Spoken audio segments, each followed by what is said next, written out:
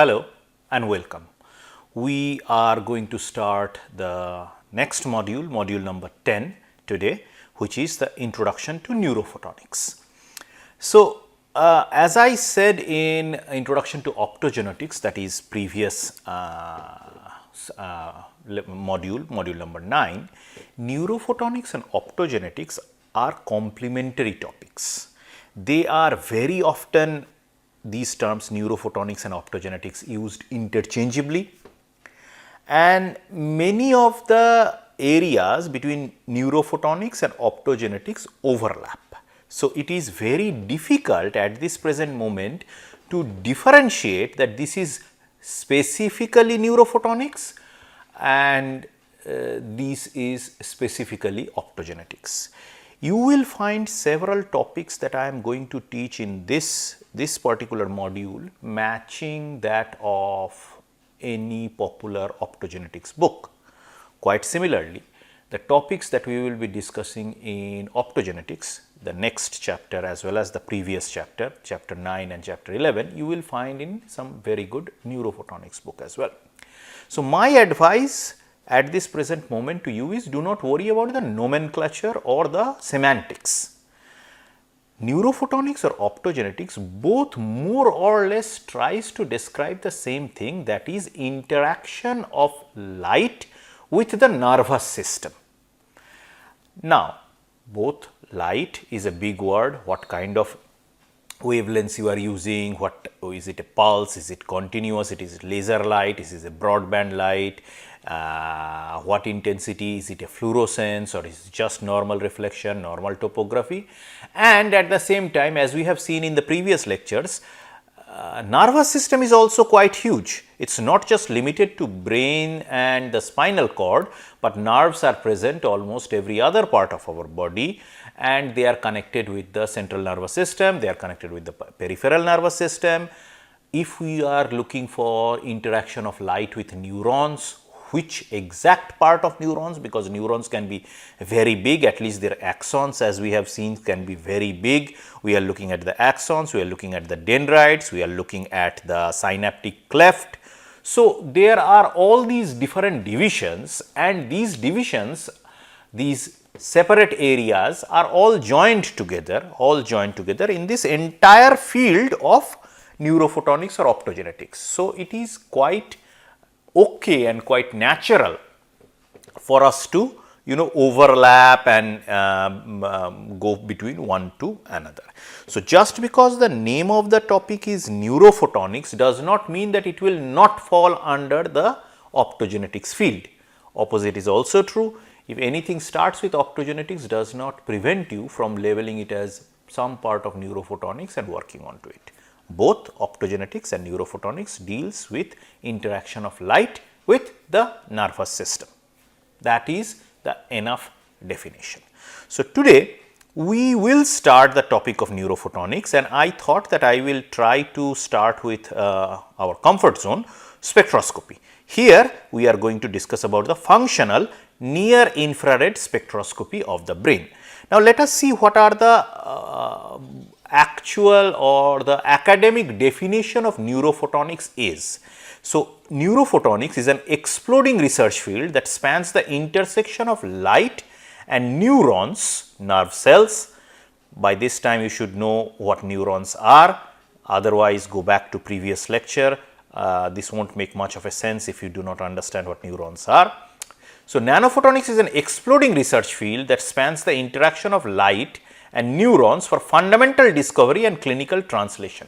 So, this is the point. Not only we want to understand how the neurons work, how the message is passed through, how the neural circuitry works, how the interaction happens between muscles and neurons, how the message is passed, but we also want it for clinical application, i.e., we also want to understand if we could modify or modulate or try to give some kind of a therapeutic intervention for a person suffering from neural diseases like motor neuron disease, Alzheimer disease, Parkinson's disease, epilepsy, so on and so forth. Can we understand how neurons work, and if a neuron is not working, try to make it work? That is overall the aim of neurophotonics. Neurophotonics employs a range of optical methodologies from microscopes to spectroscopies to achieve a multi-scale understanding of the structure and function of normal and diseased brain as well as the nervous system. Again, brain is merely a part of the nervous system, perhaps the most important part, but other parts are also necessary, and just a brain just by itself will not be able to achieve any function whatsoever unless it is connected with both the central nervous system as well as the peripheral nervous system. So, we use multi-scale methodologies, spectroscope, microscope, lasers, what not, and we try to understand the structure and function of diseased brain as well as other parts of the nervous system. In particular, neurophotonics has employed photons to interrogate the cellular processes of the nervous system, basically try to understand what neurons look like, how they work, how they send the information, the electrical pulses, the resting potential, the message, the electrical pulse, all of those things, how they are passed through. Manipulate, here comes the control part, since it is a technology, not just merely science. Not only we are not just satisfied with understanding what the neurons are, but how they function, right, and most importantly if we can control the functions. It is not enough for us to manipulate or understand, well, it is not enough for us to simply see or understand the functioning of neurons, but we want to manipulate, control and modulate their functions. At the same time, obviously, that is the idea of bio-nanophotonics, detect diseases for clinical diagnosis and surgical guidance. So, a single most important aspect of neurophotonics, something that has recently started, is near infrared spectroscopy, NIRS. Many of the times it is called functional near infrared spectroscopy, fNIRS. So, what exactly is NIRS or fNIRS? So, in 1977, Professor Jovis of Duke University figured out that between 650 to 900 nanometer, 650 to 900 nanometer range is an optical window. It is particularly a frequency where the brain tissue is transparent, i.e., if a light falling, a wavelength of light falling between 650 to 900 nanometer, that is around orangish or reddish to near infrared range, red and near infrared, very near infrared. This light is simply transmitted by the brain tissue without much of absorption or reflection. So, the reddish light or 900 nanometer infrared light is simply passed through by the brain tissue without any absorption, without any absorption of this particular wavelength. However, this particular wavelength of light 650 to 900 nanometer is absorbed by hemoglobin present in blood. So, understand this, brain tissue is not absorbing this light, blood is absorbing this light. So, characteristic hemoglobin absorption spectra in these wavelength regions enable real-time non-invasive detection of hemoglobin oxygenation using trans-illumination spectroscopy. What does that mean? That means that near your cranium, near your brain, just below the brain, there is some amount of blood, and then you have the brain tissue. Now, understand this, there is something called blood-brain barrier. There is a semi-permeable membrane of endothelium cells. What are endothelium cells? Endotheliums are the cells that make the inner lines of veins or arteries. So, there is a semi-permeable filter made of this endothelium cells between brain and rest of the blood vessels. Blood do not directly go into the brain. Your brain basically do not have blood vessels. There is a filter, a membrane that prevents blood from crossing over onto the brain, and thereby, since brain is this important, your body has evolved itself to have some sort of a barrier between blood and brain. This is the blood-brain barrier. This is a filter, so that any infection that has happened in blood, any virus, any bacteria that has come into your blood, do not immediately pass through this blood-brain barrier and can attack the brain. So, your brain is always protected. Your brain is always protected. There are cerebrospinal fluid that can go through, etc. But blood is to be prevented directly from going into the brain. There are certain diseases, there are certain viruses, even bacteria, that knows how to penetrate through this filter, and those diseases are particularly difficult and very dangerous and sometimes fatal. One prime example is meningitis. Meningitis bacteria or meningitis virus. Meningitis can be caused by both bacteria, different types of bacteria, as well as viruses, as well as fungus, which can penetrate through this blood-brain barrier and attack the brain, and thereby causes huge amount of distress. Now, you have your skull, your cranium, then some blood vessels, and after that the brain tissue starts. After that the brain tissue starts. Blood and the brain tissue have obviously gap both internally and outside. There are no blood vessels. There are no blood vessels inside the brain. Figure out how our brain are getting oxygen from. One hint, cerebrospinal fluid, but there are other examples as well. So, if you are sending some amount of light, inside the brain, you have seen previously with the mouse, etc.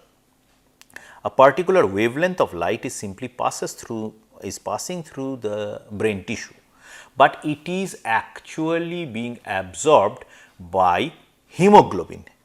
Now, hemoglobin can give you information about the presence or absence of oxygen in that particular blood that is near the brain. So, functional near infrared spectroscopy utilizes this particular phenomena. So, the application of functional mapping of the human cortex or using diffused optical tomography to find out the diffusion of blood or the presence of oxygenated blood or deoxygenated blood near the cerebral cortex or near the brain. It is not penetrating the brain, blood does not goes inside, but near about in the periphery, in the boundary, there should be some amount of blood which has some amount of oxygen, some amount of non-oxygen, and if we can predict, if we can see, if we can understand it, and from that we can predict the internal functions of the brain.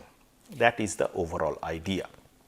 So, in medical NIRS measurement, near infrared spectroscopy measurement, the source, laser or light emitting diode and the detector probes are positioned over the scalp.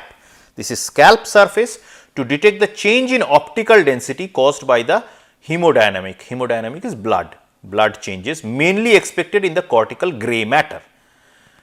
Gray matter is the tissue, brain tissue that is connected, on top of which there are some amount of blood on top, not inside.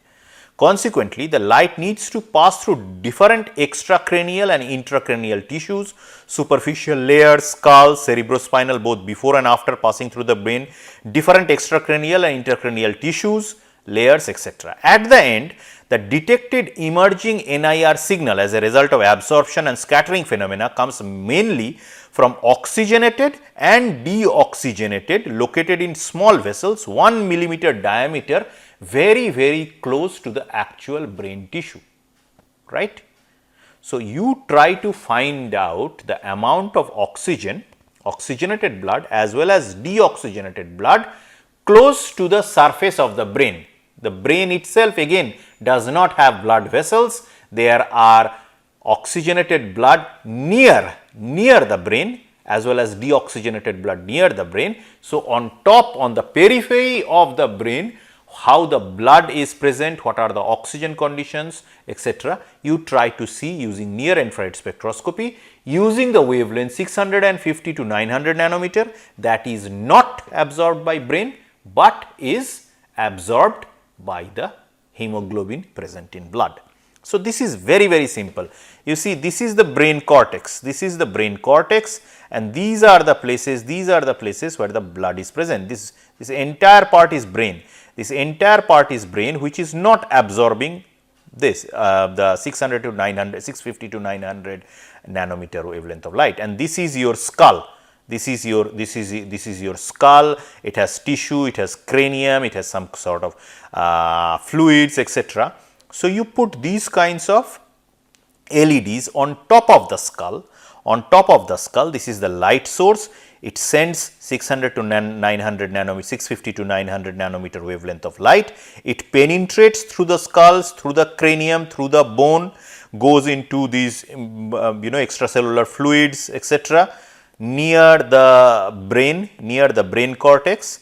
This part is not absorbed, and whatever is scattered, whatever is absorbed by the blood vessels, the presence of blood, oxygenated blood, is then reflected, absorbed, and you are getting it through an optical detector. Here the blue is the input, red is the output, blue is the input, red is the output, and you are trying to measure the amount of oxygen present in the blood that is just above your brain tissue, So, this thickness layer is your skull. This is your skull, contains bone, contains scalp, hair, of course. It has its own intracellular, extracellular fluids, cranium, all of those things. There is some I cannot pronounce this, some amount of interspace between the brain cortex and the blood vessels. So, the signal is often compared with the signal measured by magnetic resonance imaging and is capable of measuring changes both in oxy and deoxyhemoglobin concentration, but it can only measure from regions near the cortical surface, nothing below. So, just periphery. What is the condition of blood just below my skull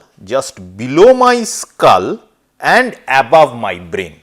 This boundary, skull, brain, the small tiny boundary which has some amount of blood vessels, it tries to find out the presence of oxygen, how much oxygen is present in those in that intermediate layer, interfacial layer between skull, cranium, better term, cranium and blood. This small gap that has blood, it tries to figure out. Here there are no blood vessels. Here there are no blood vessels. All right. So, problem is simply it can only measure from regions near the cortical surface. It can only measure in the region that is at the periphery, at the outside of your brain. It does not go inside the brain. Well, what could be done? But this is thereby pretty safe, right? Multi-channel function and NIRS measurement creates a topographical map of neural activation, whereby temporal correlation between spatially separated events can be analyzed. So, you can be asked to do regular functions, normal everyday typing or even jogging and even simply sitting, and thereby the blood activity, the oxygenation and deoxygenation of the blood near your neuron, and as your neurons are firing, if they by in turn requiring more oxygen, less oxygen, what are the interaction of them, or at least what are the interaction of those neurons particularly at the topmost level of your brain with respect to the blood vessels, what kind of interaction they have with respect to blood can be simply mapped, can be simply covered, while not affecting the person directly at all. right. Functional connectivity is typically assessed in terms of correlation between hemodynamic responses, blood responses, oxygenation, deoxygenation, or at spatially distinct regions of interest. You want to see what happens to the blood vessels between mother and the child at a specific region near the brain when they are happy, they are cuddling, they are together, or when they are running, doing some kind of physical activity, or when they are doing some sort of a mental activity, like this person is been given to solve some mathematical questions or some visual cues are being given, and from that aptitude, you have done this aptitude test, you have to figure out between some options how your brain works, how neuron fires from a point of view of the blood vessels nearby. You are trying to map the function of the brain as viewed from the oxygenation or deoxygenation blood, that hemodynamic response. So, it is an indirect way. It is an indirect way, and under no circumstances you will be able to know what is happening inside the brain. You are trying to figure it out what is happening at the periphery from this, but still this gives plethora of good information. You should not be thinking that this is not proper or not complete. Most importantly, it gives something that other techniques fail, and that is a live human being doing day-to-day work and mapping the brain activity as such using light without hampering the person's health in any way, without hampering the person's health. How much do you think it would be risky to map the activities of a child and compare and correlate with that of mother's brain activity? How it has to be incredibly safe, otherwise these would not have been allowed, right. In brain studies, functional connectivity measurement are commonly taken from resting state patient data, either animals or fishes, zebra fishes, etc., or if it is human being, then the person has to be sedated, or during MRI scan the person has to be completely lying down, a resting state patient. But here you are able to provide different types of external stimulus, mental stimulus, physical stimulus. Person has to jump between different hoops and thereby measure the different brain functions as a function of the blood oxygenation, blood deoxygenation, hemodynamic response. The low cost, portability and high temporal resolution of fNIRS with respect to F functional MRI have proven to be highly advantageous in studies of the nature. Understand the fundamental advantage NIRS measure. You do not have to sedate the patient, you do not have to open up the brain, you do not have to risk destroying the person's brain. There is very little risk. There has to be some amount, even 0.01% of risk associated with any experiment, but as you can see it is pretty less, and thereby you go and measure the oxygen saturation.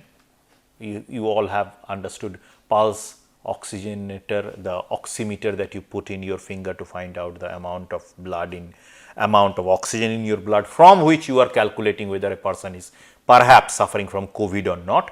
It is something similar, bad analogy, but still you are unable to understand the entire activity of the brain inside it, but you are trying to see the oxygen level outside the brain and try to see which areas are firing, getting more oxygen, getting less oxygen as you are performing some kind of a mental task versus you are performing some kind of a physical task, right. It gives you very high temporal resolution, and most importantly you do not have to give any drug, you do not have to sedate any anesthesia to the person. You can, instead of putting it on rats or mice or zebrafish or Drosophila fruit fly, you use it on actual living breathing human beings and try to map their brain and try to correlate this data with the type of external stimulus, external information, external work that they are doing. So, These are the concepts covered in the first topic of our neurophotonics. We discussed about fNIRS, and if you are more interested, please go through these particular references that I have gone through. This review that I found very interesting. Functional NIRS, Where Do We Stand, by Ferrari and Carasima. And I'll see you in the next class. Thank you very much.